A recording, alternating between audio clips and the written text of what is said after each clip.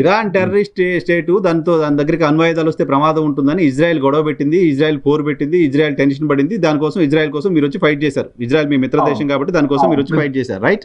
ఈ రోజు ఈ ఒప్పందాన్ని ఇజ్రాయెల్ ఒప్పుకోవట్లా, ఇజ్రాయెల్ అభ్యంతరం వ్యక్తం చేస్తుంది. ఒప్పుకోవట్లేదు కదా, ఇండియా ఒప్పుకుంటుంది కదా. ఇండియా లేదు కదా, కంప్లైంట్ చేసిన కంట్రీస్ లో ఇండియా లేదు, ఓన్లీ ఇజ్రాయెల్ కంప్లైంట్ చేసింది ఇరాన్ పైన. ఇండియా ఇప్పుడు హర్షిస్తుంది కదా, హర్షిస్తుంది బా, ప్రపంచ దేశాలన్నీ హర్షిస్తాయి. ఆ రోజు దాడి చేసినప్పుడు ఖండించే కూడా. అంటే కొన్ని ఒక ఇజ్రాయెల్ ఒక్కటే చూసుకోవద్దండి, మిగతా అన్ని కూడా చూసుకోవాలి. మేము అనుకున్న మటుకు మా ఆబ్జెక్టివ్స్ కొన్ని అచీవ్ అయినాయి. ఓకే, టోటల్ గా ఇరాన్ కు అచీవ్ అయ్యేటి అన్ని అయినాయా అంటే ఇంకా కాలేదు. సరే, ఇప్పటికైతే ఇప్పుడు ప్రస్తుతం అయితే ఈ అగ్రిమెంట్ చేసుకొని లెట్స్ సీ, వీళ్ళు ఇంకా ఎక్కువ కాంప్రమైజ్ చేసి తగ్గుతారని చూద్దాం. ఇంకోటి ఏంటంటే ఈ మధ్యలో రెవల్యూషన్ వచ్చి మొత్తమే మళ్ళీ ఒకసారి రెజ్యూమ్ కూడా చేంజ్ కావచ్చు, మళ్ళీసారి రెజ్యూమ్ అట్లా కూడా కావచ్చు. ఎందుకంటే ఇప్పుడు వాళ్ళకి అక్కడ ఎక్కడ ఇప్పుడు మేము ప్రపంచం ఒక్కటే కదండి, ఇరాన్ ప్రజల గురించి కూడా ఆలోచించాలి మేము.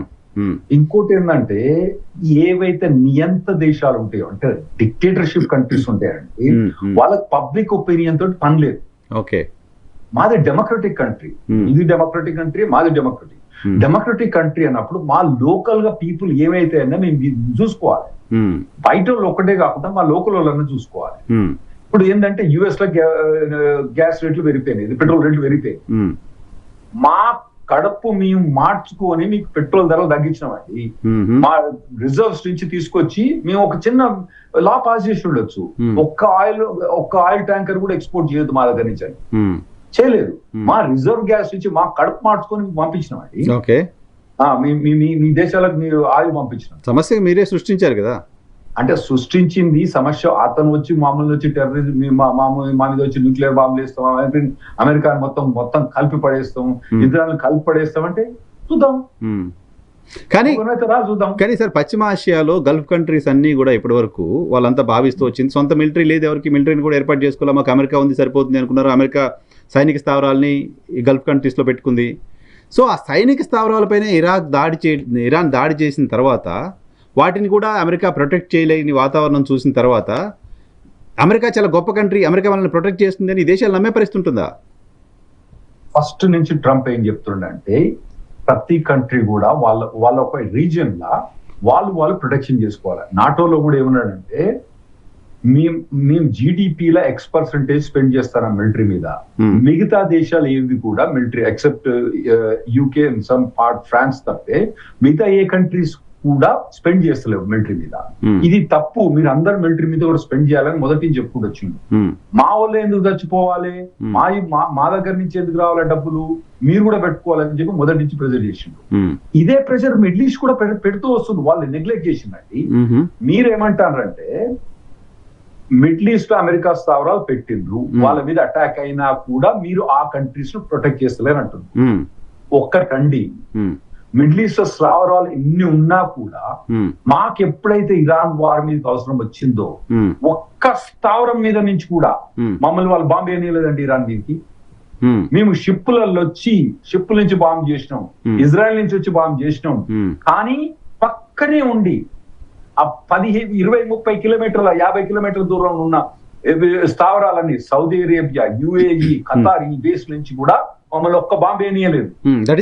ఏం చెప్పాలంటే వచ్చి ఏం అగ్రిమెంట్ అండి, ఏమంటారు అంటే ఇప్పుడు ఖతార్ ప్రొటెక్ట్ చేయాలి, యుఏఈని ప్రొటెక్ట్ చేయాలి, కానీ మేము అక్కడి నుంచి ఫ్లైట్లు ఎగరొద్దు, మేము అక్కడి నుంచి ఇజ్రాయెల్ స్ట్రైక్ చేయొద్దు అంటే ఓన్లీ వచ్చే వాటినే వాడు కొడతా అంటే ఆపడం అంతే. మమ్మల్ని కొట్టనే వెనకకు.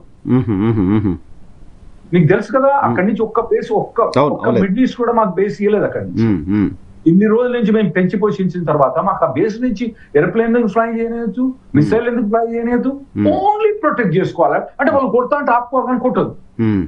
ఎట్లా తెలుస్తామండి అట్లా? మా దగ్గర అక్కడ 10-15 బేస్ ఉన్నాయి, ఒక్క బేస్ కూడా మాకు సపోర్ట్ చేయలేదు. అక్కడ పెట్టింది మీరు బేస్ పెట్టుకోవడానికి మాత్రమే, మా భూభాగం నుంచి మీరు ఇంకో మీద యుద్ధం చేయడానికి కాదు మేము అక్కడ స్పేస్ ఇచ్చింది అని కదా వాళ్ళు చెప్తున్నమాట.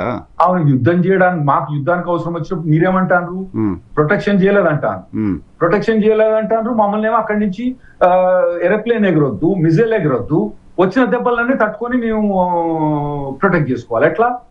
ఇది ఆన్సర్స్ ఎక్కువ, డిబేట్స్ ఎక్కువ బాగానే ఉంది, కానీ వాళ్ళలో ఆ కంట్రీస్లో అమెరికా పట్ల విశ్వాసం తగ్గిపోయే పరిస్థితి డెఫినెట్గా ఉండదా? మధురైని ఎత్తికెచ్చినప్పుడు అమెరికా పట్ల ప్రపంచం చూసిన దృష్టి ఈరోజు ఇరాన్లో అమెరికా ఒప్పందం చేసుకుంటున్న తర్వాత ప్రపంచం అమెరికాను చూస్తున్న దృష్టికోణం చేంజ్ ఉండదా డెఫినెట్గా?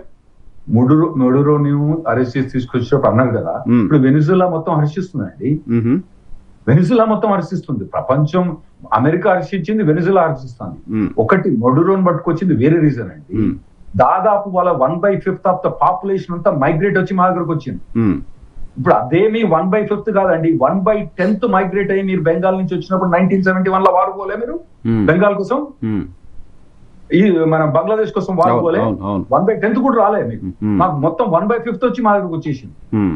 సో ఇప్పుడు వెనిజులాస్ అందరూ హర్షిస్తున్నారు, వెనిజులా బయట ఉన్న వాళ్ళు హర్షిస్తున్నారు, లోకల్ ఉన్న వాళ్ళు హర్షిస్తున్నారు. ఆ ఎకానమీ మొత్తం యుఎస్ఏ ఎబిలిటీ అంత ఎబిలిటీ లేదు. ఇరాన్ ఇన్ని రోజుల పాటు 108 రోజుల పాటు ఇరాన్ ఫైట్ చేయగలిగింది. మీరు చెప్తున్నట్టుగా వైమానిక దళాలు ఏం లేకపోయినా, విమానాలు లేకపోయినా, ఆర్థికంగా ఇబ్బందులున్నా, వాళ్ళకి సంబంధించిన ఫండ్స్ అన్ని బయట దేశాల్లో ఫ్రీజ్ అయిపోయి ఉన్నా, అక్కడ నుంచి ఆయిల్ ఎక్స్పోర్ట్ చేసే పరిస్థితి లేకుండా ఉన్నా 108 రోజుల పాటు అమెరికా లాంటి ఒక కంట్రీని, యుద్ధంలో చాలా ఆరితేరిన ఇజ్రాయెల్ లాంటి ఒక కంట్రీని నిలవరించి అక్కడ ఉంచడం అనేది డెఫినెట్గా ఇరాన్ పోరాటాన్ని అందరూ అప్రిషియేట్ చేస్తున్నారు కదా. ఏం చేస్తున్నారండి, మా చేతులు కాళ్ళు కట్టేసి యుద్ధం చేస్తున్నారు. చేతులు కాళ్ళు కళ్ళు చెవులు అన్ని మూసేసి యుద్ధం చేస్తున్నారు. మా దగ్గర న్యూక్లియర్ వెపన్స్ లేవా? ఏ లేవా? ఇజ్రాయెల్ దగ్గర న్యూక్లియర్ వెపన్స్ లేదా? అదే ఇరాన్ దగ్గర న్యూక్లియర్ వెపన్ ఉంటే ఎప్పుడో వేసేసి, అలా డౌటే లేకుండే. సిటీపీటీ పైన సంతకం చేశారు కదా ఇరాన్, ఎవరు ముందుగా న్యూక్లియర్ దాడి చేయకూడదని సంతకం అగ్రిమెంట్ ఉంది కదా. టెర్రరిస్ట్ కి ఇచ్చేస్తుంది.